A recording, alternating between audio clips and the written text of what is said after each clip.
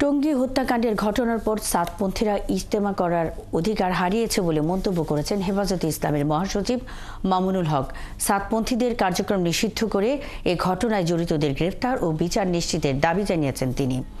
শনিবার কাকরাইলে এক সংবাদ সম্মেলনে এসব কথা বলেন মামুনুল হক। সংবাদ সম্মেলনে বলা হয়, হত্যাকাণ্ডে জড়িত প্রথম সারির আসামিরা এখন গ্রেপ্তার হয়নি।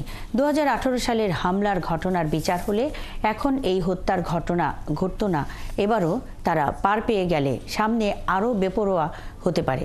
এসব ঘটনায় দেশবিরোধী অপশক্তির হাত রয়েছে বলে মনে করে হেফাজতে ইসলাম। এই সময় তারা এই ঘটনার দ্রুত বিচার সহ 4 দফা দাবি জানান। দাবি আদায়ে 10 জানুয়ারি সারা দেশে বিক্ষোভ কর্মসূচির ঘোষণা দেন তারা।